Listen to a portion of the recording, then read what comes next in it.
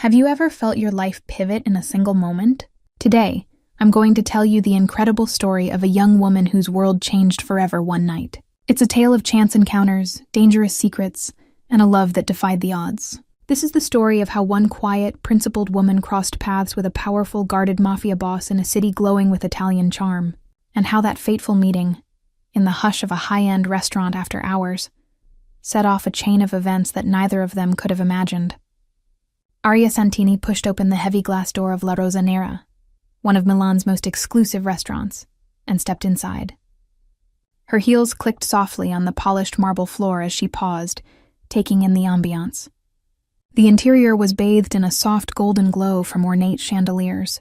Crisp white tablecloths and flickering candles decorated each table, casting gentle shadows on the terracotta-hued walls.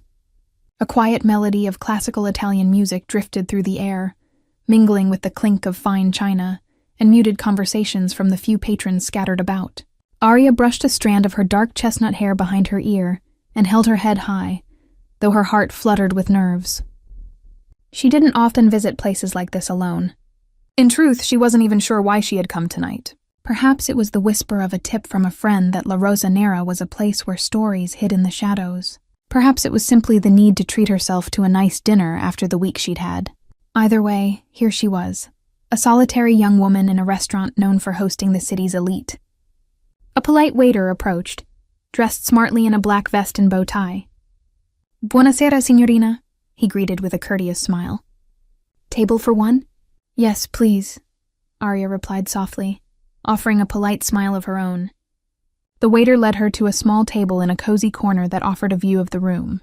She sat down, setting her purse on her lap, and smoothed the skirt of her modest yet elegant navy blue dress.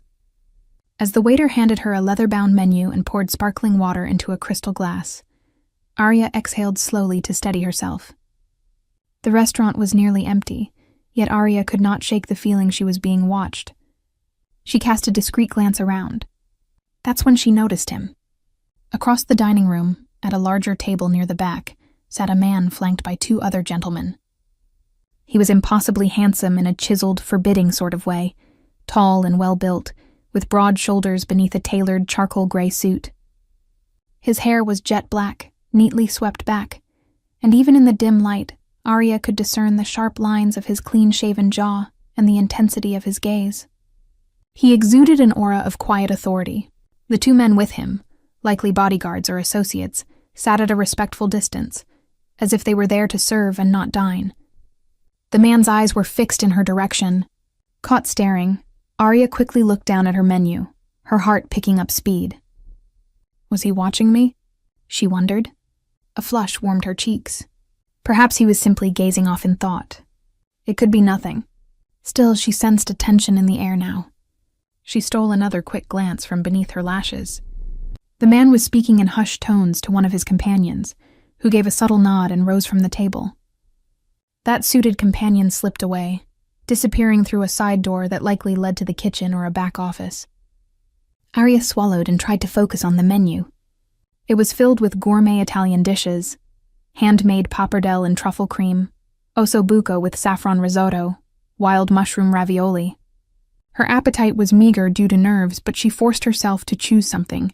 When the waiter returned, she ordered a small plate of gnocchi al pomodoro and a glass of red Barolo wine. He smiled and took her menu, leaving her once more alone with her thoughts. As she waited, Aria couldn't help scanning the room again. The dark-eyed man still sat at his table, now alone except for one remaining bodyguard who stood a few paces behind him. The other patrons seemed to give that table a wide berth, knowingly avoiding the man's space. There was something undoubtedly powerful about him. He might have been around 35 or 40, Aria guessed, clearly a man used to command. He toyed absently with the stem of his wineglass, swirling a deep crimson liquid as he stared off, either lost in thought or observation. Aria's gaze darted away when his eyes suddenly lifted and met hers across the room. Her breath caught. Even from a distance, his eyes were striking, a piercing shade of pewter gray, cold and penetrating. In that fleeting moment of eye contact, Aria felt laid bare, as if he could see right through her poised exterior to the tremor of uncertainty beneath.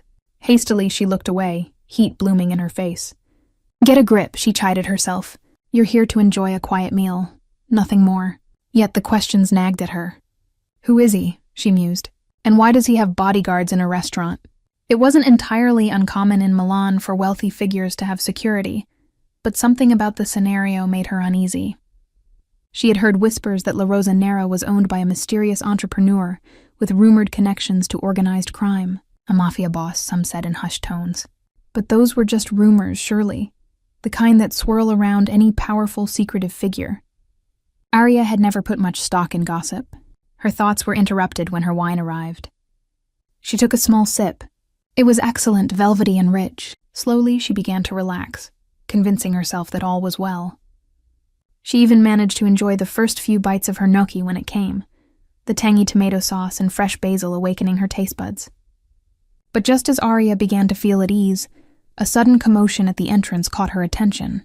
The front door swung open, and a burly man in a leather jacket stumbled in, clearly intoxicated.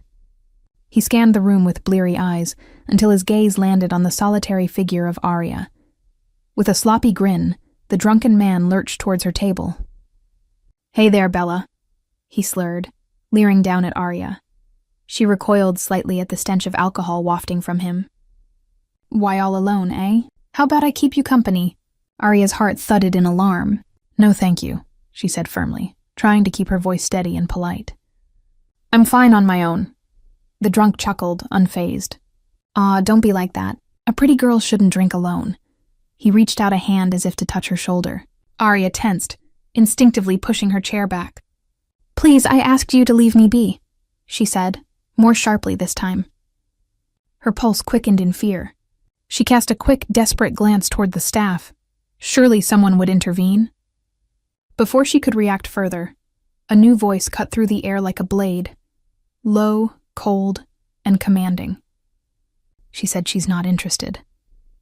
Arya and the drunken man both turned. The dark-haired man in the suit was now standing just a few steps away, fixing the intruder with an icy glare. How had he moved so silently from across the room? The drunk blinked in confusion, then scowled. "And who the hell are you?" The intruder bristled, puffing out his chest. The drunk's bravado wavered slightly under the steady intensity of the suited man's gray eyes. The elegant man remained calm and unruffled, but there was an unmistakable menace simmering beneath his composed exterior. "I'm the owner of this establishment," he said quietly, each word measured. "You are disturbing my guest. I will ask you once to leave." Something in his tone, deadly soft, made even the drunken lout hesitate. The entire restaurant had fallen silent. All eyes were on the confrontation. The drunk glanced uncertainly between Arya and the tall man who now stood between them. For a moment it seemed he might push his luck. But then, the man's bodyguard appeared just behind him, one hand resting with casual promise on a bulge beneath his jacket, a hint of the firearm concealed there. The drunk's face paled. He raised his hands defensively. "All right, man, no trouble. I'm going," he mumbled. With one last bleary look at Arya, he backed off and stumbled out of the restaurant as clumsily as he'd entered. The door swung shut behind him, cutting off the faint sound of his muttering. Arya released the breath she hadn't realized she was holding. Her hands trembled slightly in her lap. Around the room, murmurs of normalcy slowly resumed as the delicate atmosphere attempted to right itself. The bodyguard melted back into the shadows. The incident was over almost as quickly as it began. The tall man turned to face Arya. For a heartbeat, she met his gaze directly. Her hazel eyes, wide from the adrenaline rush, looked up at her mysterious savior. "Thank you," she managed to say, her voice a little unsteady.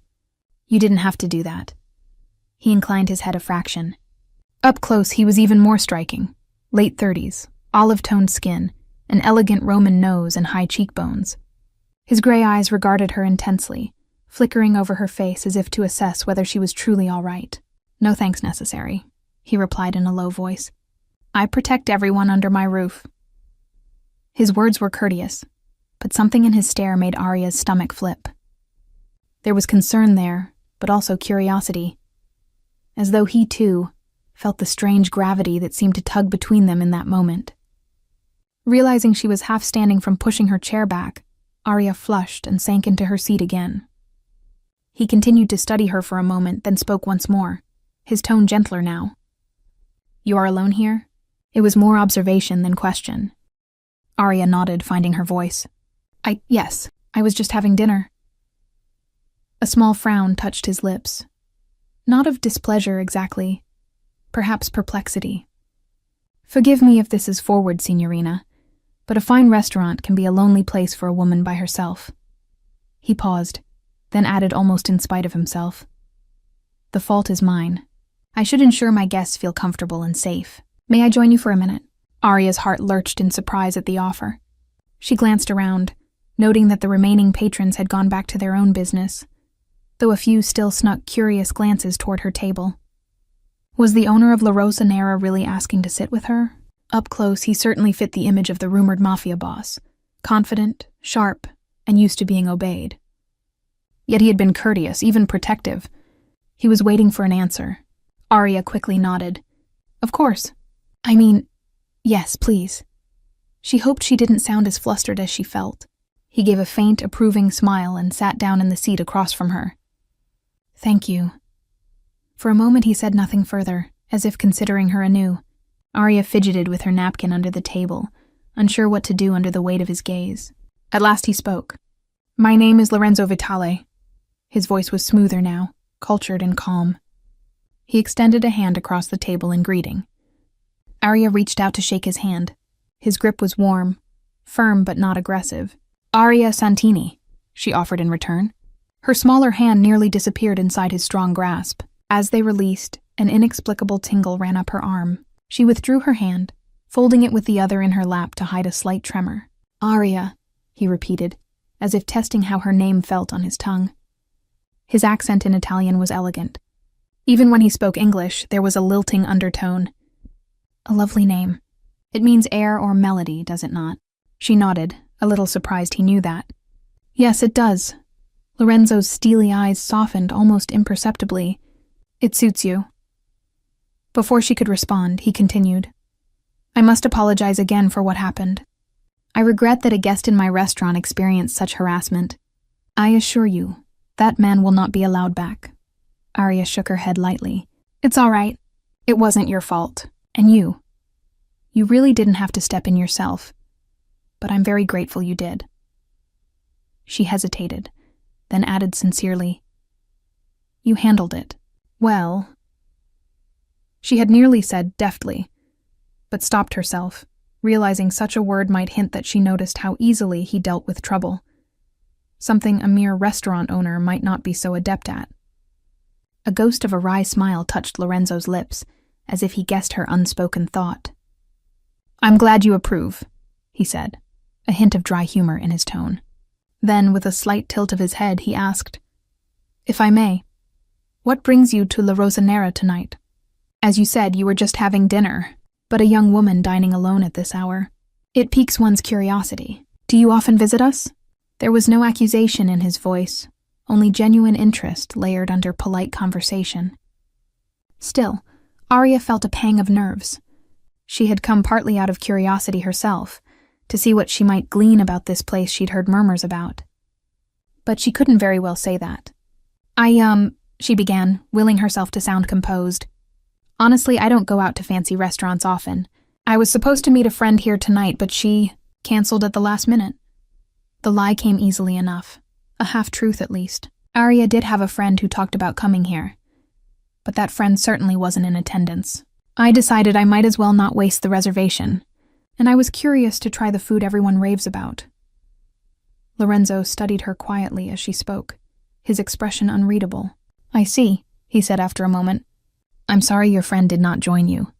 I hope our staff have been accommodating despite the change in plan." "Oh yes. Everything has been wonderful," Arya assured quickly. She lifted her glass of Barolo slightly.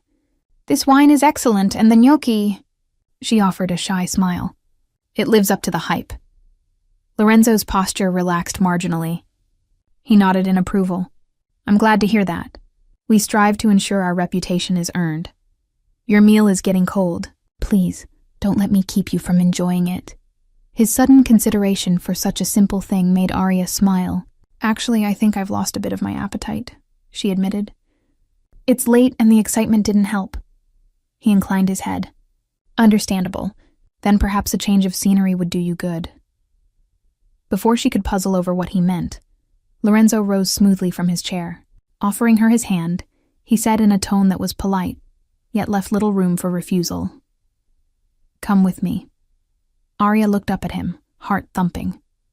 The words he spoke were simple but delivered with quiet command. The direct invitation, or was it an order? Sent a thrill of both apprehension and excitement through her. She placed her hand tentatively in his, allowing him to help her up from her seat. His touch was confident and steady, his large hand gently enveloping hers with reassurance. "All right," she agreed softly, uncertain but compelled to trust him in that moment. Lorenzo nodded, a hint of satisfaction in his dark gaze. Without letting go of her hand, he led her away from the table. Arya barely had time to grab her purse with her free hand as he guided her across the dining room. The few remaining diners watched their passing with open curiosity now. What was the reclusive owner doing with this unknown woman? Her mind raced. Where was he taking her? What did he intend? She had heard rumors about men like him, their capacity for ruthlessness. Yet he had shown her only kindness and courtesy so far. And beneath his hardened exterior, she sensed a deep well of control and perhaps even loneliness. They walked past the main floor toward a polished mahogany door at the side, the same door Arya had seen his associate disappear into earlier. Lorenzo gave a small nod to a staff member standing nearby, and the man quickly opened the door for them. Beyond it lay a private room, part wine cellar, part lounge. The walls were lined with shelves of vintage bottles, and there were plush leather chairs around a low table. The ambiance was quieter here, insulated from the clatter of the dining hall. A single ornate lamp cast a warm glow over a rich Persian rug on the floor. Arya realized this must be a VIP lounge or a private tasting room for special guests. Lorenzo finally released her hand, gesturing for her to enter ahead of him.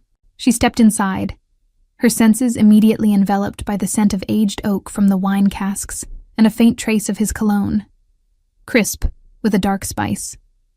The door clicked shut behind them, sealing them in a cocoon of stillness. Arya's pulse quickened. She was alone with him now, away from prying eyes.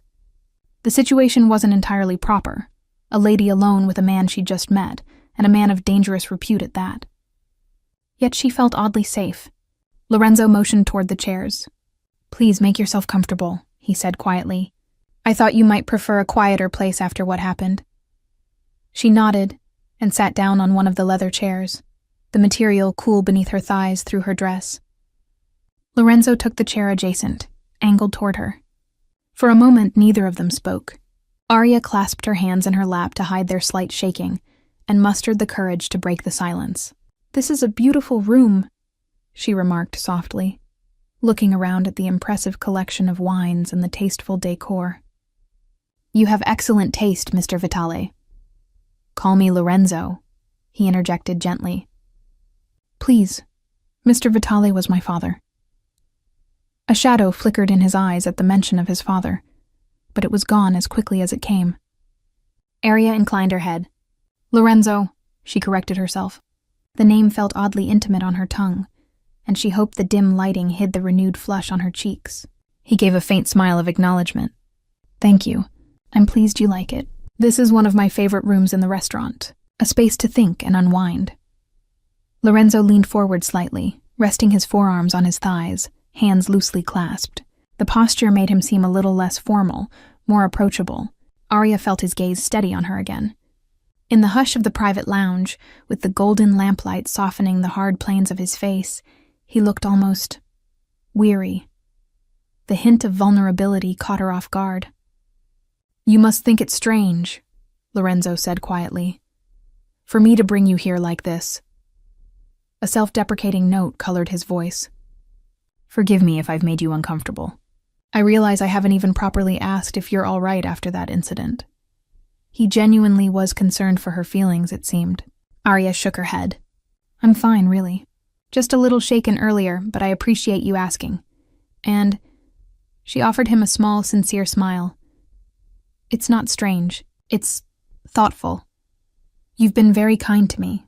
A complete stranger. I confess I didn't expect that." Lorenzo's lips curved. Not quite a smile, but something softer than before. Perhaps I simply value my customers, he said lightly, then added in a more reflective tone. Or perhaps I recognize another soul who, like me, knows what it's like to be alone in a crowd. Arya's eyes widened slightly at that insight. Alone in a crowd. Yes, she often felt that way, especially in recent times. How could he have sensed it? Before she could form a reply, a discreet knock came at the door. Lorenzo straightened, his face shifting back to a mask of composure. "Entra," he called. The door opened, revealing the waiter from before, carrying a tray with Arya's gnocchi dish, now freshly replated, and her glass of wine refilled.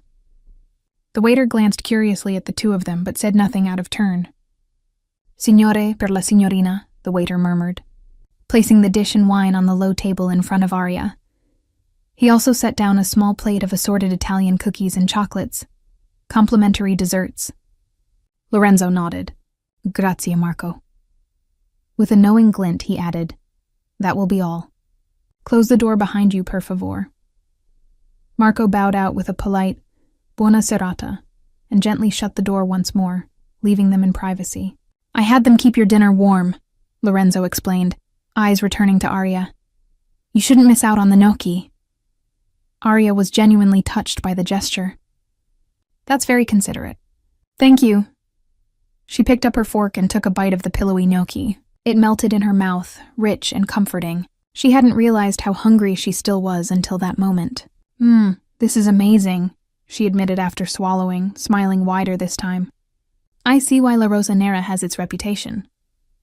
Lorenzo regarded her with quiet satisfaction. "I'm glad. We aim for the best." He watched her take another bite, then seemed to remember something. I should have asked. Do you mind if I continue to join you? Or would you prefer to dine alone now? I don't wish to impose."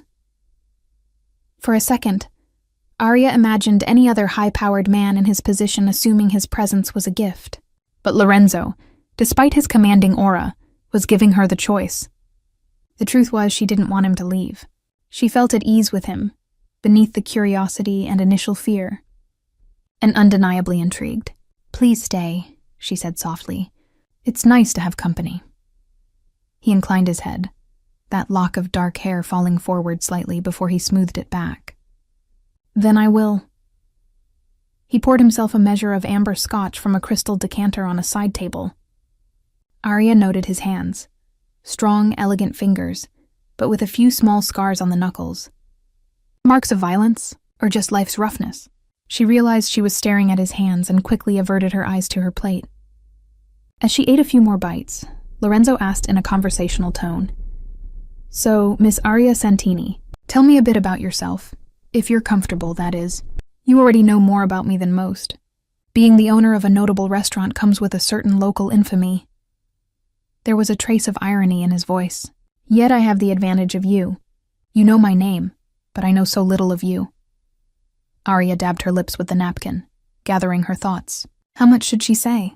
She decided to stick close to the truth, aside from the parts she had to guard for now. "Well," she began, "I'm 26 years old. I was born and raised here in Italy, though I studied in London for a couple of years. I moved to Milan after university and started working in journalism for a while." She paused, the memory of her last investigative piece and its fallout flashing through her mind. She quickly moved on. "But I left that job not too long ago and I've been looking for a new direction, I suppose." Lorenzo's brows lifted slightly at the mention of journalism. "A reporter." "That explains the courage," he remarked, a half-smile appearing. "May I ask why you left?" Arya shifted, not wanting to reveal too much. "Let's just say I was writing a story that didn't sit well with some powerful individuals. My editor was pressured to drop it. I refused to back down and things got difficult. I decided it was best to move on." She kept her tone light, but a bitterness crept in despite herself. That investigative piece had been her passion project for months, and seeing it killed had hurt deeply. So had the implied threats to her safety if she continued. Lorenzo studied her intently. "So you stood by your principles, even at great personal cost." It wasn't a question. It was stated with something like respect. That is admirable. And dangerous. In our world, truth can be a weapon as much as a gun. His words, especially our world, hung in the air. Arya felt an unspoken understanding pass between them. He knew about facing powerful forces too, though perhaps from the other side of the law. She wondered if he guessed what kind of story she'd been working on. Her research had indeed led her toward organized crime threads in the city. Could he suspect that? But Lorenzo didn't press further on that topic. Instead, he asked, "And now? What new direction are you seeking?" Arya sighed softly. "I'm not entirely sure yet. I've been considering freelance writing, or maybe something entirely different. It's been a confusing time for me." She offered a faint, self-conscious chuckle. Finding oneself and all that. To her surprise, Lorenzo's expression gentled. "I know that feeling well, actually," he murmured. "There was a time I also questioned my path, but circumstances had a way of making the choice for me." His gaze grew distant, as if recalling a memory both sweet and sour. Then he lifted his glass of scotch slightly in a toast-like gesture. "To finding one's true path wherever it may lead." Arya picked up her wine and clinked it softly against his glass. "To finding one's path," she echoed with a smile. They drank. For a moment, silence draped over them, but it was comfortable now. The kind of quiet shared by people who, despite being strangers just hours ago, felt a mutual understanding. Arya found herself relaxing more deeply into the leather chair. After a while, Lorenzo set his empty glass down and glanced at his watch, a sleek silver timepiece that probably cost more than Arya's monthly rent. "It's quite late," he noted, sounding almost regretful. Indeed, Arya realized she had lost track of time in this windowless lounge. It could be near midnight now. She straightened. "Oh, I didn't realize. I should probably head home." As much as she was enjoying this surreal evening, a flicker of practicality tugged at her. It probably wasn't wise to linger too long with a man like him, was it? Yet she was reluctant to leave his company. Lorenzo rose to his feet, and Arya did likewise. He towered over her by a head, and for the first time she felt just how close they were in the small room. He gave her a polite nod. "Allow me to have my driver take you home. The hour is late, and I would feel better knowing you got back safely." "Oh, that's not necessary," Arya began to protest. She usually took care of herself, but the stern set of his jaw told her this was non-negotiable. It was both endearing and a bit frustrating how protective he had become so quickly. "I insist," Lorenzo said firmly, though not unkindly. "Indulge me in this, Arya." The sound of her first name, spoken in that deep voice, did something funny to her stomach. She relented with a small nod. "All right, thank you." He opened the door, and as they stepped out, he placed a light hand at the small of her back to guide her through the corridor. The gesture was gentlemanly, yet Arya felt the warmth of his touch through the fabric of her dress, sending a little thrill through her. Lorenzo spoke softly to one of his staff in Italian, instructing them to bring his car around. The main dining area was now nearly empty. The staff were quietly beginning to close up for the night. The only others remaining were a couple at the far end lingering over dessert, oblivious to anything but each other. Arya retrieved her coat from the attentive host.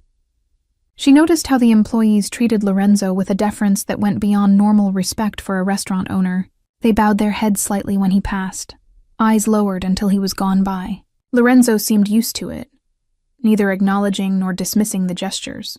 As they reached the front entrance, the cool night air of Milan wafted in. The city streets outside were quieter now, with just the occasional car humming past and the street lamps casting pools of golden light on the sidewalks. A sleek black sedan pulled up to the curb. A driver in a crisp suit hopped out and opened the back door. Lorenzo turned to Arya, his expression unreadable in the shadows. "It was a pleasure meeting you, Arya," he said, his voice lower than before, almost intimate. Arya clutched her purse strap nervously. "Likewise. Thank you for everything, Lorenzo, for stepping in, for the hospitality, and the company." She gave him a genuine smile. Tonight turned out very differently than I expected. For the first time, she thought she saw the hint of a real smile on his face. Small, but it reached his eyes with a warmth that took her breath away. "I hope it was a pleasant surprise then." "It was," she affirmed softly. He seemed to hesitate a moment, as if considering something. Then he gently reached for her hand once more. Arya let him take it.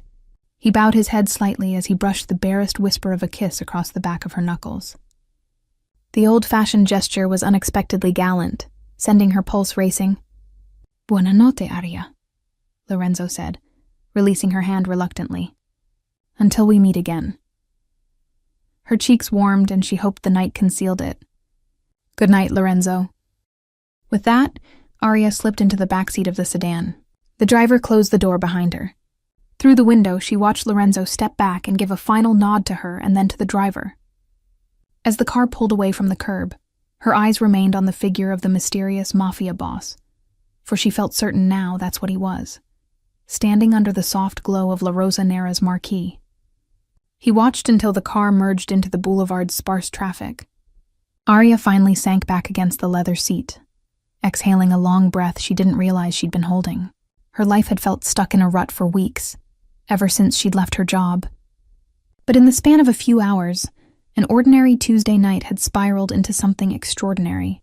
She had met Lorenzo Vitale, a man whispered to be as dangerous as he was powerful, and yet she had seen a side of him that felt disarmingly genuine and kind. Her rational mind warned that getting involved with a man like him could only spell trouble. But another part of her, the part drawn to mysteries and truth, was intensely curious about him. She sensed there were layers to Lorenzo, secrets and burdens he carried behind those storm-gray eyes. As the car glided through the moonlit streets toward her apartment, Aria found herself touching the back of her hand where his lips had grazed it, the ghost of his warmth still tingling on her skin. She bit her lip, trying and failing to suppress the smile that welled up from deep within her. However unexpected and strange, this night had awakened something in her. A spark of intrigue, a flutter of attraction, and perhaps the faint stirrings of destiny. Little did Aria know, this was only the beginning. That single fateful encounter, a Mafia boss saying, "Come with me," to a principled young woman alone in his restaurant, would soon turn both their lives upside down in ways neither of them could foresee. Sunlight filtered through the sheer curtains of Aria's small apartment the next morning, waking her from a fitful sleep. She stretched in bed, a soft sigh escaping her lips as memories of the previous night flooded back. It almost felt like a dream. The elegant restaurant, the confrontation, and Lorenzo Vitale, larger than life, stepping in to rescue her. And then the hours spent talking in that private lounge, the intensity in his gray eyes, the gentleness of his goodnight gesture. Aria rolled onto her side, staring at the golden stripes of morning light on her wall. Did that really happen? She reached over to her bedside table and picked up the small business card she'd placed there when she got home. Embossed with gold script, it read, Lorenzo Vitale, proprietor, La Rosa Nera, with a phone number.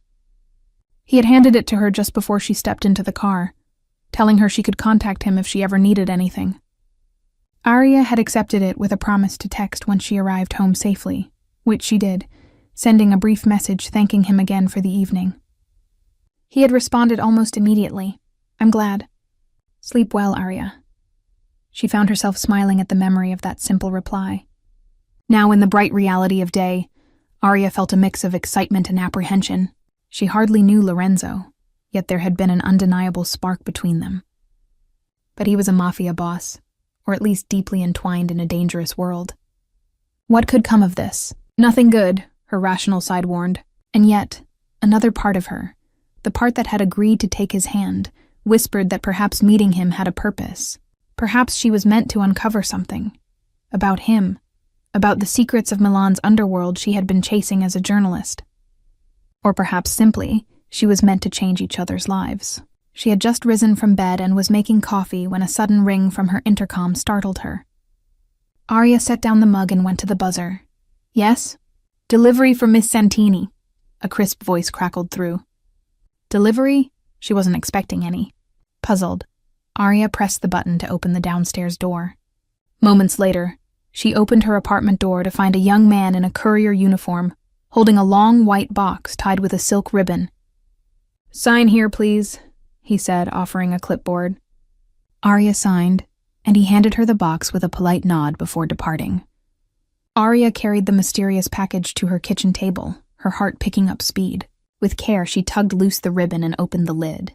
Inside was a dozen long-stemmed red roses, their petals lush and fragrant. She gasped softly. Nestled among them was a small envelope with her name inscribed in bold, elegant handwriting. Hands slightly shaky, Arya opened the envelope and pulled out a single note card. On it was written, "Dear Arya, thank you for gracing my establishment with your presence last night. I find myself hoping our conversation was not the last. Would you do me the honor of meeting me for lunch today? I have a proposition that might interest you. If you agree, my driver will pick you up at noon. Yours, Lorenzo Vitale." Arya read the note twice, her heart fluttering wildly. Lunch. Today. A proposition? The wording was formal, almost old-fashioned in its courtesy, and yet the gesture of sending roses was distinctly romantic. She brought one of the velvety blooms to her nose, inhaling its sweet scent as she tried to think. What kind of proposition could Lorenzo have for her?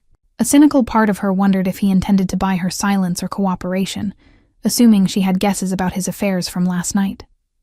Or perhaps he simply wanted to see her again and was using business as a pretext. The thought sent an involuntary thrill through her. She considered her options. She could decline, send a polite message that she was busy, or simply ignore it. That would be the safe, sensible path.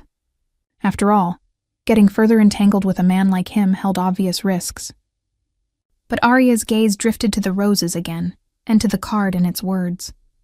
I find myself hoping our conversation was not the last. The truth was, she hoped the same. Her life of late had been lonely, comprised mostly of solitary job hunting and half-hearted attempts to pursue freelance projects. The prospect of an exciting lunch meeting, and the mystery of his proposition, was too tempting to refuse. She glanced at the clock. It was already 9:30 a.m. If she was to be ready by noon, she had to hurry. Decision made, Arya jumped into action, nerves humming with anticipation.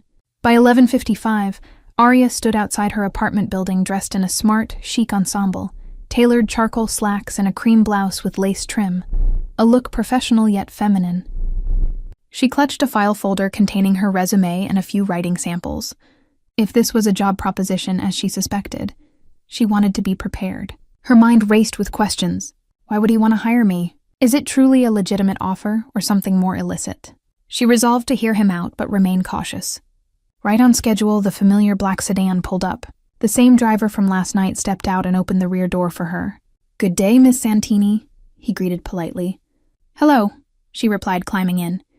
The ride was smooth as the car navigated through midday traffic.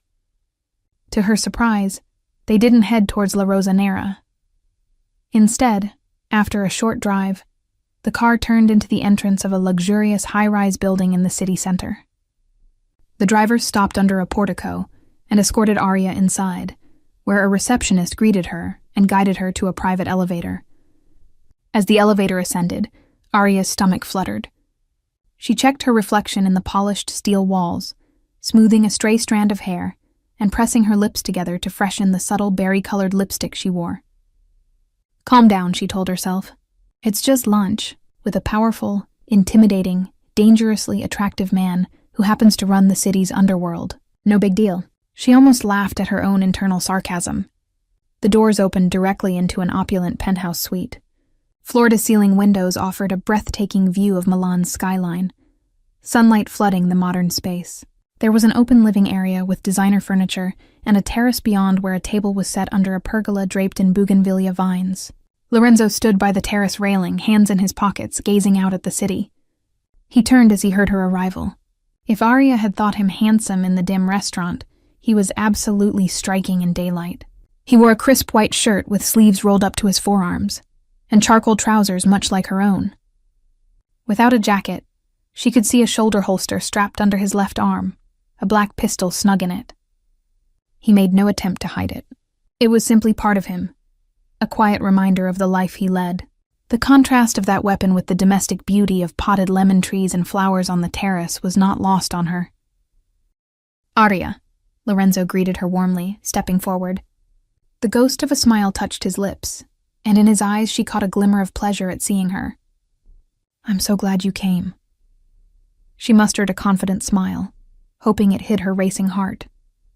"Your invitation was persuasive," she replied lightly, lifting the note he'd sent. "And thank you for the roses, they're beautiful."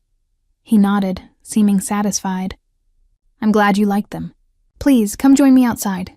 It's a lovely day to dine al fresco."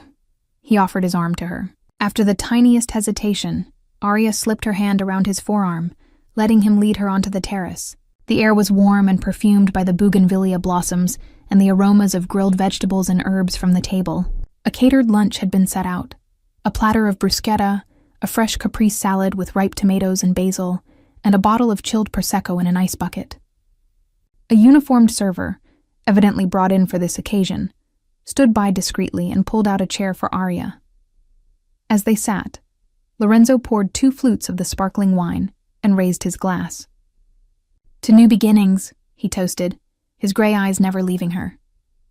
Arya clinked her glass gently to his. "To new beginnings," she echoed before taking a sip. The prosecco was crisp and effervescent on her tongue. They began with small talk as they sampled the food, the weather, a passing reference to a football team. Lorenzo seemed to be easing her in before getting to the heart of the matter. After a few minutes, he nodded to the server, who quietly bowed and retreated indoors, leaving them alone on the terrace. Lorenzo turned back to Arya, his expression earnest. "You must be wondering why I asked you here." She met his gaze. "The thought did cross my mind," she admitted, taking a small bite of bruschetta to quell her nerves. "Your note mentioned a proposition." He inclined his head. "Yes, I'll get straight to the point. After our conversation last night, I did a bit of research on you." Seeing her stiffen slightly, he lifted a hand reassuringly. "Nothing invasive, just public information. I discovered you were indeed a journalist until recently." Arya's heart skipped. The idea of him looking into her background was both flattering and alarming. She said nothing, letting him continue. "I also learned you left your newspaper under contentious circumstances." His voice remained gentle, but Arya felt the weight of his understanding. "I have a guess as to why. You were likely writing about something important that someone powerful didn't want public. That speaks to your integrity." Arya looked down, absently tracing the rim of her glass with a fingertip. "You're not wrong," she said quietly. "I was working on an investigative piece. When pressure was applied to bury it, I refused. Ultimately, I lost my job." Lorenzo's jaw tightened, a flash of anger crossing his features, not directed at her, but on her behalf. "It infuriates me when honest people are silenced by the corrupt," he said. And Arya noted the irony of such a statement from him. Perhaps he sensed it too, for he then sighed. "I know I may not seem like someone who upholds law and order, but I do have my own code of ethics." "I believe you," Arya said softly, and realized she meant it. In his world, he likely had a set of rules he lived by, even if they weren't the law's rules. Lorenzo reached across the table, almost hesitantly, and brushed his fingers lightly over the back of her hand. It was a brief, comforting touch. "Last night, you impressed me, Arya. You showed courage and composure, and I felt a connection in how you stood by your principles. People like you, they're rare in my circles." Her breath caught as he withdrew his hand, leaving a tingling warmth. "Thank you," she murmured, meeting his eyes. "I'm not sure what to say." "You don't have to say anything yet. Just hear me out," he said. He straightened in his chair slightly, adopting a more formal tone. "I have a proposition for you. I recently lost someone on my staff, my public relations manager. He handled communications for my legitimate enterprises, including La Rosa Nera and a few other businesses I own. It's a role that requires intelligence, discretion, and strong writing skills. I think you'd be excellent at it." Arya blinked, surprised. Of all things, she hadn't expected a straightforward job offer. "You want me to work for you?" "Yes, the position is yours if you want it," he said plainly. "I'll be honest. It would mean being privy to some sensitive information and occasionally handling matters that require delicacy.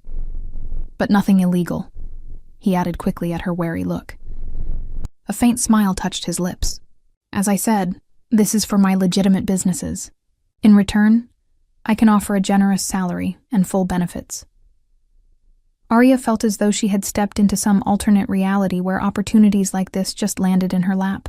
It almost sounded too good to be true. A stable job using her skills, with high pay and fascinating work.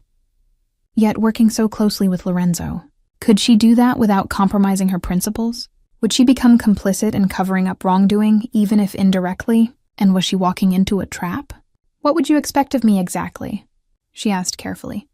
"In terms of discretion, would I be allowed to be fully honest in what I communicate? Or would I be spinning things? Lorenzo's lips quirked. A fair question. The truth is, part of PR is managing narratives favorably, but I'm not asking you to lie outright, just to present my businesses in the best possible light. For instance, if a journalist asks about the ownership of La Rosa Nera, you emphasize its award-winning cuisine and community involvement, not the wild rumors that it's a mafia den. There was a glint in his eye at that. Arya gave a small laugh despite herself. Right. I think I could handle that. He leaned forward, tone earnest. Beyond that, Arya, I hope you could be someone I trust. My world, it can be isolating. Few speak their minds to me honestly. Your candor would be a welcome change. She heard the unspoken truth. He was lonely at the top, surrounded by yes-men and fear. Her heart softened a little more. Still, she hesitated. Lorenzo, it's a very generous offer, but I have to ask. Why me? We just met. You could hire any experienced PR professional in the city. Why take a chance on a journalist with no formal PR background? He considered her, the breeze ruffling a lock of his dark hair. Because I feel I can trust you. My instincts are rarely wrong. The quiet conviction in his voice made Arya's decision easier. Against all better judgment, she wanted to trust him too. Perhaps it was the way he had shown her respect and kindness, or the sincerity she sensed beneath his guarded exterior. Whatever the reason, she knew her answer. All right, she said softly, a tentative smile playing on her lips. I accept your offer. A flicker of relief and satisfaction crossed Lorenzo's face. He stood, and Arya did too. To her surprise, he extended his hand to seal the agreement. She clasped it, and they shook. It felt more significant than just a professional handshake, as if they were forging a deeper pact. Ben, he said, a rare warmth in his voice. Welcome to the team, Arya. As they withdrew their hands, Lorenzo acted on impulse. He gently placed his hands on her upper arms and leaned in to brush a light kiss on her cheek. The gesture, European in custom, was accompanied by the subtle inhale of her scent. Arya's eyes fluttered, heart skipping. It was over in an instant, the heat of his breath and the soft pressure of his lips a mere graze. But it left her tingling. I'm genuinely pleased, he murmured near her ear, before stepping back to a respectable distance. We'll accomplish great things together. Arya managed to find her voice, ignoring the delightful shiver that had coursed through her. Thank you, Lorenzo. I'll do my best. They sat back down to finish the meal, discussing some details of her new role. She would start the next Monday, working primarily out of La Rosa Nera's administrative office upstairs from the restaurant. Her duties would involve handling press releases, managing social media and public image, and occasionally accompanying him to events as his communications advisor. It was all straightforward enough, on the surface. When lunch concluded, Lorenzo once again sent her home with his driver, insisting as part of getting used to how we do things. As the car rolled away, Arya pressed a hand to her cheek where he'd kissed it, her mind racing with what lay ahead. She had just made a pact with a Mafia boss. Whatever came next, her life was never going to be ordinary again. Over the next several weeks, Arya settled into her new job working for Lorenzo Vitale. True to his word, most of her tasks were legitimate PR work.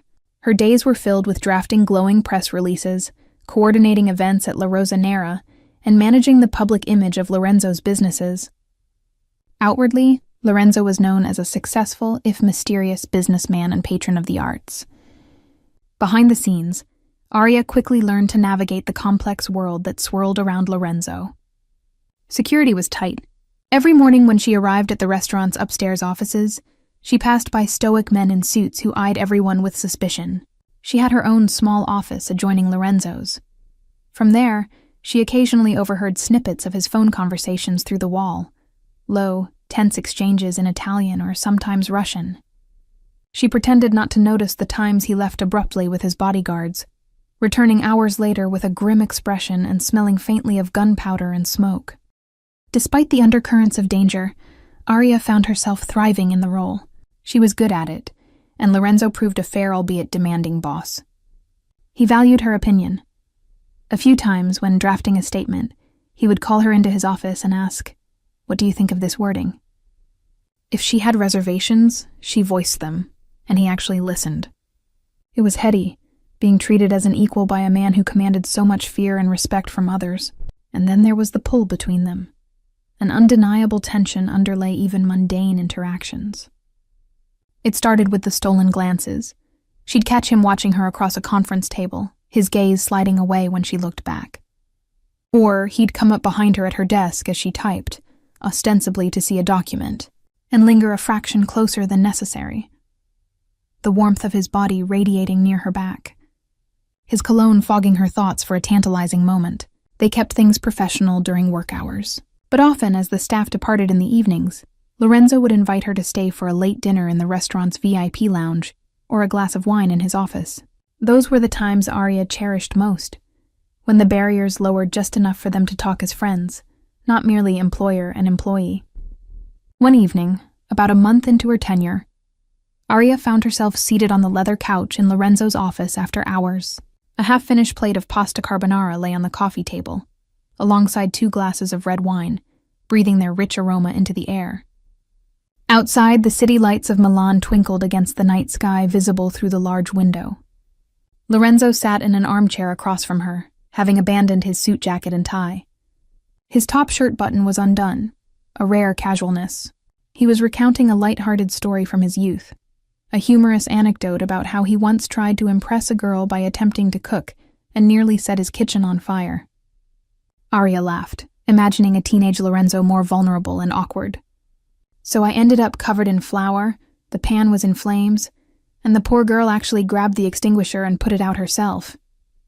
Lorenzo chuckled, shaking his head. Safe to say I did not win her heart that night. Arya giggled, swirling the wine in her glass. I can't picture you fumbling like that. You always seem so in control of everything. He gave a half smile.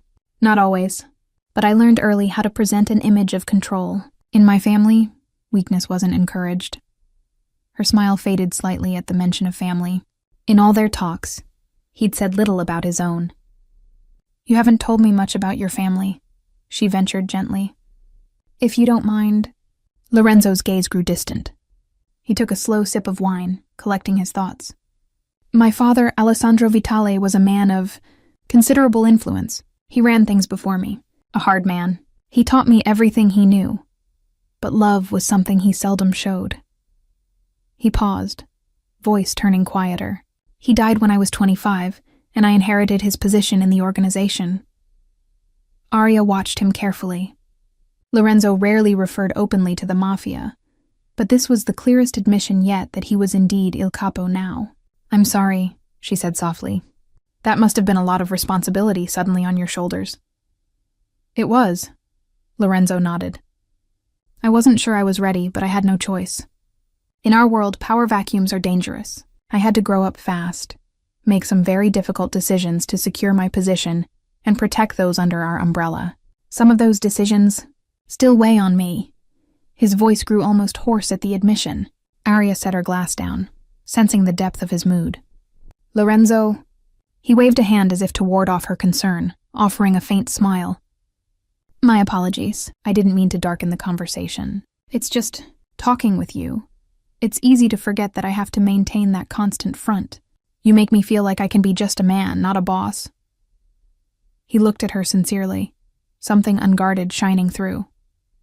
It's dangerous how comfortable I feel with you. Arya's heart skipped. She leaned forward slightly. I'm glad you feel that way. Because if I may say, I see both, the man and the boss. And I like the man I'm getting to know. Lorenzo's breath seemed to catch. In the warm lamplight, his gray eyes softened. He reached out and gently took her hand, which had been resting on her knee. You have no idea how much it means to hear that from you. Arya felt heat flutter in her chest at his touch. His thumb unconsciously caressed the back of her hand. They were crossing into unambiguously personal territory, but she didn't care. It felt right. Before either could speak again, a sharp knock at the door jolted them apart. Lorenzo's demeanor snapped back to alertness. He squeezed her hand once in apology, then released it and stood. Yes? The door cracked open, and one of his senior bodyguards, Marco, stuck his head in, looking apologetic. Boss, we have a situation. Carlo just called. There's been an incident at the docks. Arya watched as Lorenzo's entire posture changed, the warmth in his face draining to a hard intensity. "What kind of incident?" he demanded. Marco glanced briefly at Arya, unsure how frank to be in front of her. Lorenzo didn't miss it. "Speak freely. She's one of us," he said firmly, surprising Arya with both the trust implied and the fierceness in his tone. Marco nodded and continued. "There was an attack. One of our warehouse sites was set on fire. No casualties, but it's definitely a message from the Greco family. Carlos says it's escalating." Lorenzo's jaw clenched, a muscle feathering in his cheek. "I see. Tell him I'll be there shortly. Have the car brought around." Marco ducked back out to relay the orders. Lorenzo turned to Arya, regret plain in his eyes. "I'm sorry, I have to deal with this." She stood as well, concern flooding her. She knew enough by now to be worried. The Greco family was a rival syndicate, and things had been tense in their territory negotiations. She only knew snippets, but enough to piece that together. "Of course," she said, trying to keep her voice steady. "Be careful." He stepped closer, lifting a hand as if he wanted to touch her cheek, but then stopping himself. Instead, he offered a grim half-smile. "Don't worry about me. I'll see you tomorrow, all right?" Arya wanted to say more, to tell him she did worry, that she hated the thought of him walking into danger. But she nodded. "All right." With a reluctant sigh, Lorenzo escorted her out of his office. In the hallway, 2 more of his men fell in behind him, clearly ready for battle. Before he parted, Lorenzo met Arya's eyes and said in a low voice, "Go straight home. Lock your doors. I'll have someone keep an eye on your building tonight, just in case." A chill went through her at his implication. Just in case. They retaliate further? He didn't answer, which was answer enough. Instead, Lorenzo gently pressed her hand. "Until tomorrow, Arya." And then he was off, striding down the corridor with lethal purpose, his men in tow. Arya left the restaurant and hurried home as instructed. That night she barely slept, her mind churning with worry.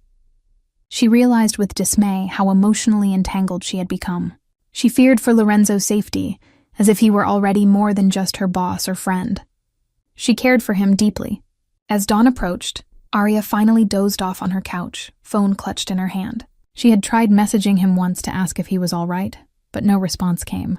It was only around 4 a.m. that a single reply arrived. "I'm safe. Don't worry."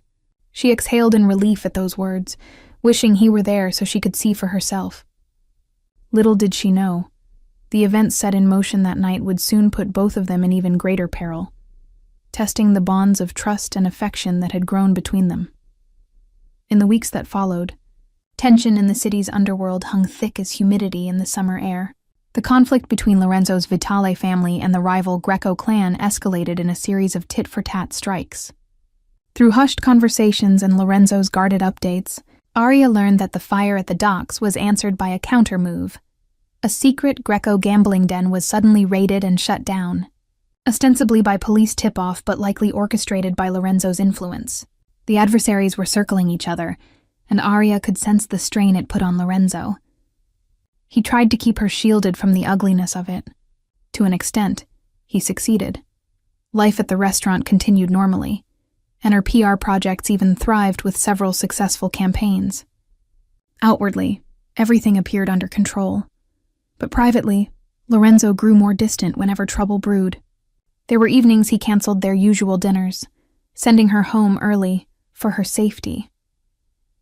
On those nights, she imagined him out in the streets, trading threats or worse with Greco's men. The thought of him in danger made her chest ache. One Friday night, after a particularly uneasy week, Arya was finishing up some work at her desk. Nearly everyone had left the office except a couple of security guys in the hallway, and Lorenzo himself, who was in a late meeting in his office with one of his capos. It was close to 9 p.m. Arya gathered her things, preparing to head home, when suddenly the sound of urgent shouting echoed from downstairs in the restaurant. She froze, heart jolting. A second later, the radio on a guard's belt crackled to life with frantic Italian. Arya caught bits. Intruso armato. Ingresso principale. Armed intruder, main entrance. The guards sprang into action, one rushing toward the stairs, the other moving to position himself at the end of the corridor outside Lorenzo's door. Before Arya could fully process what was happening, the door to the office suite burst open. A wild-eyed man with a pistol stormed in. He was bleeding from a cut on his temple. and his shirt bore the emblem of a delivery service, likely a disguise. Arya's blood ran cold as his gaze landed on her. "There you are. Vitale's little pet journalist," the intruder spat, raising the gun toward her. He had a thick Neapolitan accent, a Greco henchman, Arya realized in terror. Time seemed to slow. Arya's mind went blank with fear as she stared down the barrel of the gun. She wanted to scream, but no sound came. The man sneered, taking a step closer. "Didn't think we'd find out about you? Thought we wouldn't know he has a weakness now?" His words dripped venom. "Where is Vitale?" I don't know," Arya stammered truthfully, backing up until she hit the wall. Her eyes darted toward Lorenzo's office door at the far end of the hall, which was ajar. Had he heard? Was he still inside? The intruder misinterpreted her glance. He let out a bark of triumph and started moving toward that door, gun still aimed loosely in Arya's direction. "Boss, it's a trap!" Arya suddenly found her voice, screaming the warning with every ounce of strength. In the blink of an eye, two things happened at once. Lorenzo's office door swung fully open, and Lorenzo himself appeared, fury etched on his face, a gun already in his hand, and the intruder, realizing he'd been lured into revealing his position, spun back toward Arya in panic, finger tightening on the trigger to take her with him. A deafening gunshot exploded in the corridor. Arya flinched, expecting pain, but none came. The armed man stumbled, his shot going wide and shattering a light fixture above as he collapsed to the floor, a crimson stain spreading on his shoulder. Lorenzo was at Arya's side in an instant, shielding her with his body as he trained his smoking pistol on the downed attacker. The man groaned, clutching his wounded shoulder.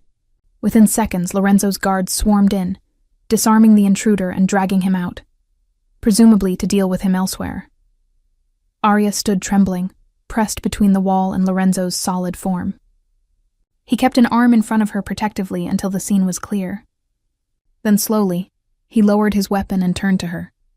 "Dios mío, Arya," he breathed, voice rough with concern. "Are you hurt?"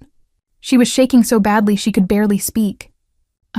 I'm okay," she managed, though tears were welling in her eyes from the shock. You saved me."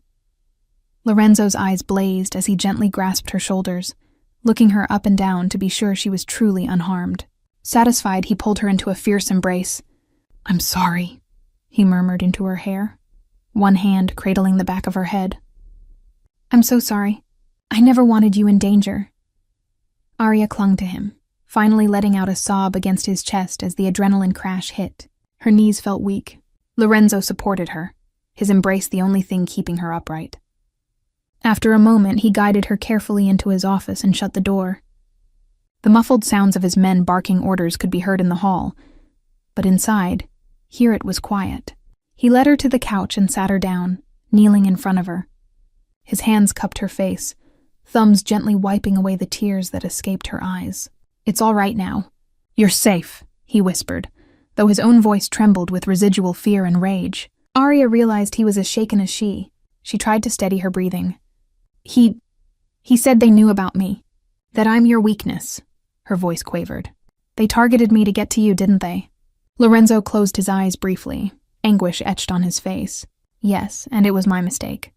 I let it be known that you were under my protection. I thought it would keep you safe, make others think twice before harming you. But I underestimated Salvatore Greco's desperation and cruelty." His jaw tightened. "I never should have allowed you to be here this late without more security. I put you at risk." Arya covered one of his hands on her cheek with her own. "Please don't blame yourself. I chose to be here. I chose this job knowing it came with dangers." His eyes bore into hers, stormy with guilt. "You shouldn't have had to face a gun because of me, Kara."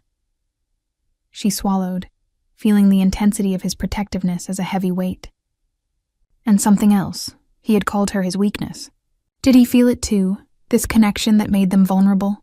Tentatively, Arya reached up and laid her palm against Lorenzo's cheek. He leaned into her touch as though starved for its comfort. "I'm all right," she assured softly. "Thanks to you. You saved my life, Lorenzo. You could have been shot too." Her voice hitched at the thought. He covered her hand with his, turning his face to press a kiss into her palm. The gesture was intimate and full of unspoken emotion. "I would take a bullet for you without a second thought," he said quietly, his admission hanging in the charged air between them.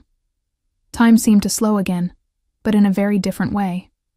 Arya's heart pounded not from terror now, but from the intensity of the moment. She realized how close they were, their faces inches apart, their breaths mingling. The danger had stripped away any pretense between them. "Lorenzo," she whispered, emotion clogging her throat. His name was a plea and a promise all at once.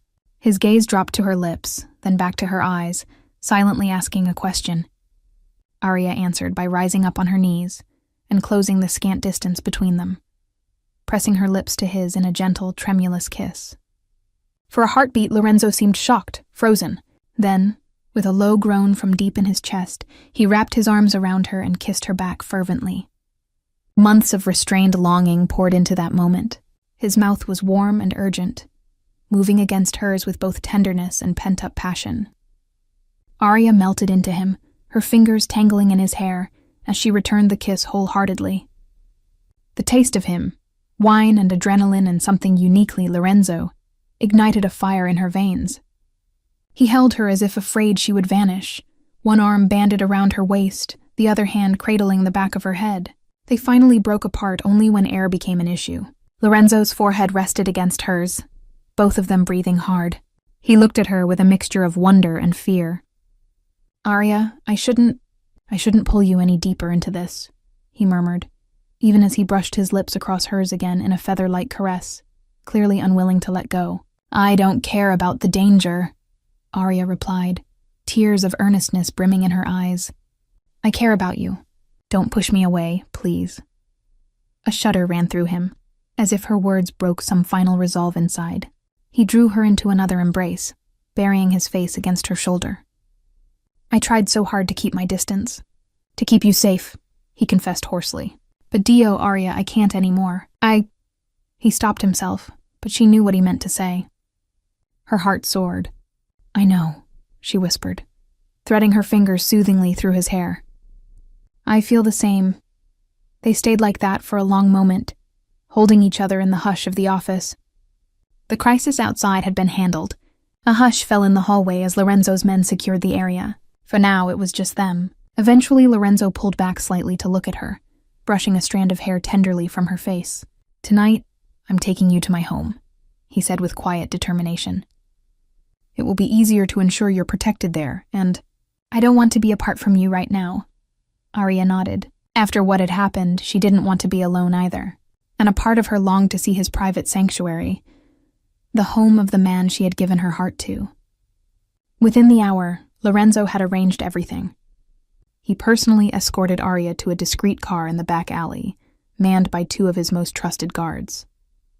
The drive to his estate on the outskirts of the city was a blur for Arya. She was exhausted and emotionally drained, but also filled with solace simply being by Lorenzo's side.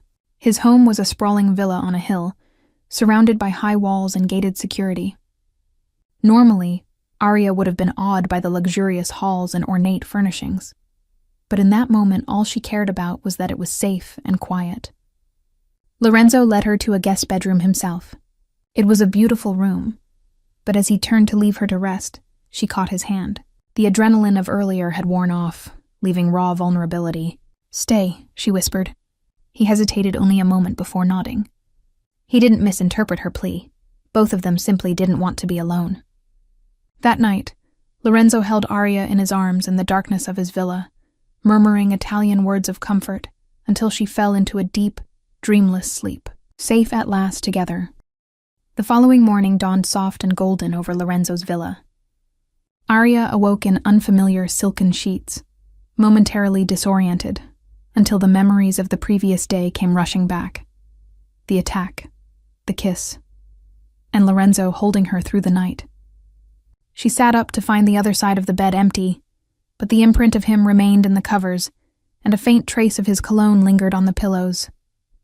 She freshened up quickly, finding that a small overnight bag, apparently delivered from her apartment by one of his staff, had been neatly placed on a chair. After dressing in a simple cotton sundress, Arya ventured out into the hall. The house was quiet, almost eerily so. Eventually, she followed distant voices and found Lorenzo in a bright sunroom overlooking a manicured garden. He stood with his back to her, phone to his ear, speaking in low, authoritative tones. Yes, like keep him alive for now. I want to send a message, but not yet. We'll handle it discreetly.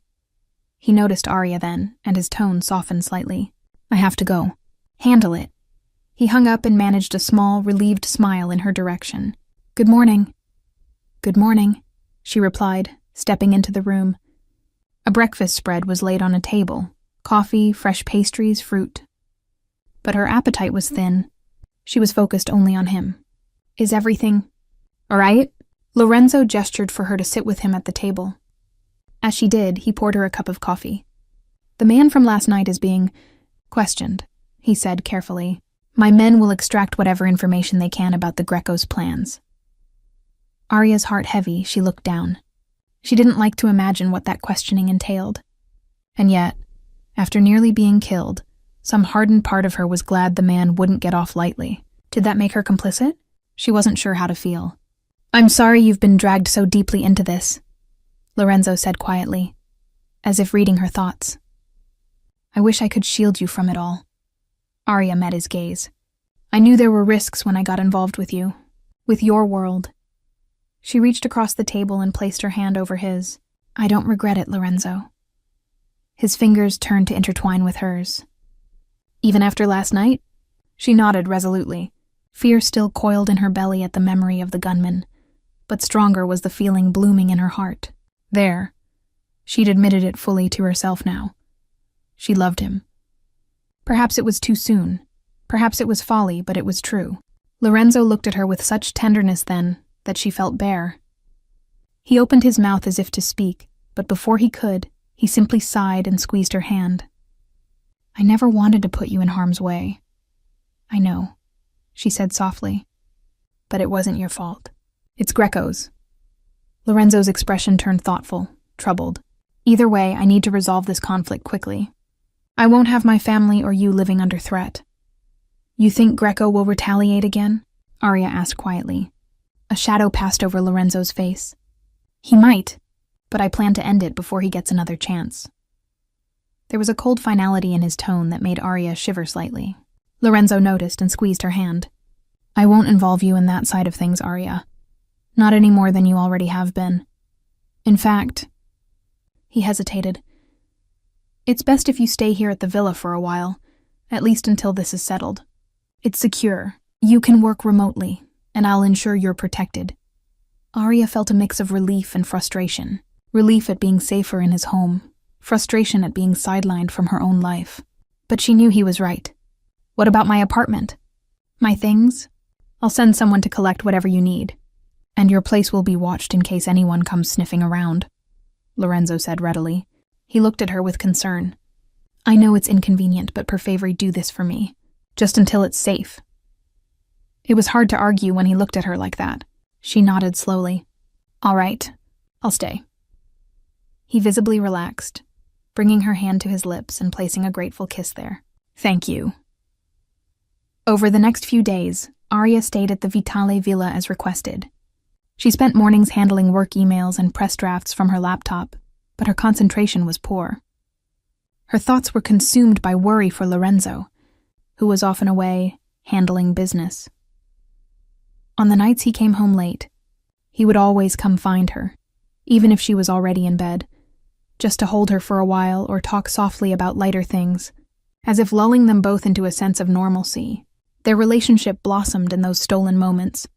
Gentle kisses in the hallway, fingers entwined while sitting together reading news on the couch, even domestic chats over the dinner table about favorite childhood books or where they'd like to travel someday. It was startling how easily they fell into being a couple when the rest of the world was kept at bay. Yet one thing loomed unspoken between them.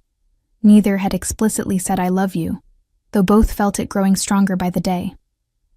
Perhaps it was fear that once said aloud, fate might test them even more. On the 5th day of Arya's stay, she was in the library reading when she heard raised voices from Lorenzo's office down the hall. Lorenzo was clearly planning something dangerous, a direct confrontation with Salvatore Greco, and he hadn't told her. She wandered back into the library and sank into a chair, mind racing. Lorenzo was trying to protect her from further fear, but keeping her in the dark made her feel helpless. A few minutes later, Lorenzo himself approached the library. He had finished whatever heated discussion was happening, and now stood at the door, his face composed. "Everything okay?" he asked gently. Arya mustered a smile, closing the book she hadn't actually been reading. "Yes, just keeping busy." Inside, her stomach flipped with anxiety. She considered confronting him about what she suspected, what she'd overheard. After a moment, she decided honesty was best. "Lorenzo, is there something you want to tell me?" He tilted his head, feigning ignorance. "What do you mean?" Arya rose, unable to sit still. "I overheard a little just now. You're planning to confront Greco directly, aren't you? To draw him out."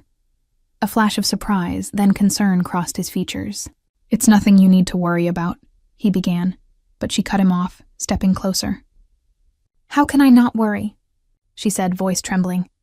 "You're talking about luring a dangerous man to meet you one-on-one. That's reckless, Lorenzo." He sighed, running a hand through his hair. "It's the surest way to end this quickly. I won't give him time to hurt anyone else, and I won't live in fear, or have you live in fear either. This has to end. At what cost? Your life?" Arya's eyes stung. "What if something happens to you? Have you thought of that?" "I have backup," he replied evenly. "And surprise on my side. I'm not walking in to die, Arya." "But you could," she burst out, voice cracking. "And I can't just sit here in your house and wait, not knowing if—" She trailed off, unable to speak the terrible possibility. Lorenzo stepped forward and gently took her arms. "Arya, look at me." She did, blinking back tears. His gaze was fierce. "I will come back to you. I swear it. I know it's hard to wait, but I need you safe. If I let you any nearer to this and something happened to you, I could never forgive myself." A tear escaped down her cheek. "And if I lose you, how could I forgive myself if I never got to—" She caught herself, realizing she'd almost confessed her love in anger and fear. But Lorenzo heard it loud and clear. His face softened. "Arya, amore mio," he whispered, and she drew in a breath at the term. "My love, you won't lose me. You have my heart, you know that? I never intended to give it. But somehow you stole it piece by piece." A quiet sob of relief and joy escaped her lips. "You have mine too," she managed to say. He cupped her face and kissed her deeply. An urgent, soulful kiss that tasted of salt from her tears and sweetness from all the words left unspoken. When they broke apart, he rested his forehead to hers. "Ti amo," he finally breathed, voice hoarse but firm. "I love you, Arya." A radiant, tearful smile broke over her face. "I love you too, Lorenzo. So much." They stood wrapped in each other, the confession settling like a warmth around them. In the end, Arya acquiesced to staying behind when Lorenzo set his plan in motion the next night. He wouldn't tell her the details, only that he was meeting Salvatore Greco at an abandoned factory under the guise of negotiating a truce, while a contingent of his loyal men lay in wait nearby to spring a trap and capture Greco once incriminating evidence was recorded. It sounded dangerously optimistic to Arya, but Lorenzo's resolve was unbreakable. Before he left at dusk, he pulled Arya aside in the foyer of the villa. Dressed in dark tactical clothes, a bulletproof vest visible under his jacket, he looked every bit the Mafia king going to war. He kissed her one last time, slow and deep, as if committing every detail to memory, or giving himself a reason to come back alive. "Aspettami, cara," he whispered against her lips. "Wait for me." "Always," she whispered back, swallowing her fear. Then he was gone into the night. Arya paced the halls for hours, anxiety gnawing at her. The remaining staff gave her a wide berth, sensing her tension. No call, no message. Finally, close to midnight, Arya's phone buzzed. She snatched it up from the table where she'd left it. It was a message from one of Lorenzo's men. "It's done. He's safe. We're coming home." Arya slumped against the wall, knees weak with relief as she clutched the phone to her chest. He was safe. They had done it. Tears of gratitude spilled down her cheeks as she silently thanked every star in the sky. Now she just needed to see him with her own eyes. Not 20 minutes later, the front doors opened. Arya flew to the foyer to find Lorenzo striding in, flanked by a few of his guards. He looked exhausted, a bruise darkening one cheek and a dried cut on his temple, his jacket smeared with dust. But to Arya, he never looked so wonderful. "Lorenzo!" she cried, rushing to him. He caught her in his arms immediately, lifting her feet off the ground slightly in his embrace. "I'm here. I'm all right," he murmured into her hair as she peppered his face with tearful kisses, not caring that his men were watching. He laughed softly, squeezing her. "Stai attenta. I'm a little banged up." Arya pulled back enough to inspect him, gingerly touching the bruise on his cheek. "You're hurt." He shook his head, smiling tiredly. "Just a scratch or two." Greco's finished. I gave him an ultimatum he couldn't refuse. He'll be turning himself and evidence over to the authorities by sunrise, claiming he wants leniency. In truth, his power is broken. A rare twinkle of triumph lit Lorenzo's eyes. "It's over, amore. The danger is over." A sob of relief escaped Arya as she hugged him tightly again. Weeks of tension released from her body at those words. Lorenzo stroked her hair, his voice tender and light for the first time in ages. "And I came back to you as I promised." She laughed through her tears, looking up at him with absolute adoration. "And now I get to hold you to all your other promises. No more excuses," he chuckled, the sound like music to her ears. "I'm a man of my word. We have a flight to Lake Como to plan, do we not?" Arya's heart swelled. This was real, a chance at a future together, free from constant fear. "That we do," she said softly. She reached up and kissed him, a kiss full of love and the taste of a tomorrow they would share. Outside, the first hint of dawn was breaking, casting a gentle light on a world that, for them, had been so dark for so long. In each other's arms, Arya and Lorenzo knew that whatever came next, they would face it side by side. A warm breeze rustled through the olive trees as the Tuscan sun dipped low in the sky, painting the horizon in hues of orange and gold. On the terrace of a countryside villa, Arya Vitale set a pitcher of lemonade on a rustic wooden table and called out, "Lorenzo, the lemonade is ready." Moments later, Lorenzo emerged from the garden carrying their squealing 3-year-old son, Alessandro, on his shoulders. The boy had a mop of dark curls and gray eyes just like his father. We're coming," Lorenzo laughed, lifting little Alessandro off his shoulders and into his arms as he joined Arya on the terrace. Arya's heart fluttered at the sight of them, father and son, the two loves of her life. She playfully poured a tiny cup of lemonade for Alessandro, who clapped his hands and reached for it. "Careful, it's a bit cold," she warned gently as the toddler took an eager sip and then giggled from the tart sweetness. Lorenzo wrapped an arm around Arya's waist as they sat together, enjoying the tranquil evening. 5 years had passed since that fateful night at La Rosanera. So much had changed, and all for the better.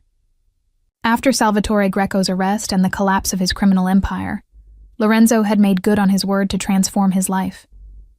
With the worst of the turf wars over, he gradually divested from the more violent parts of his business, focusing his wealth on legitimate enterprises, hotels, restaurants, and a burgeoning winery project here in Tuscany.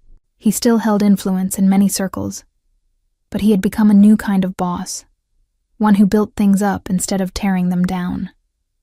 True to her principles, Arya had helped guide him toward philanthropic efforts. Together, they founded a charitable foundation that funded education and community programs in underprivileged Italian neighborhoods.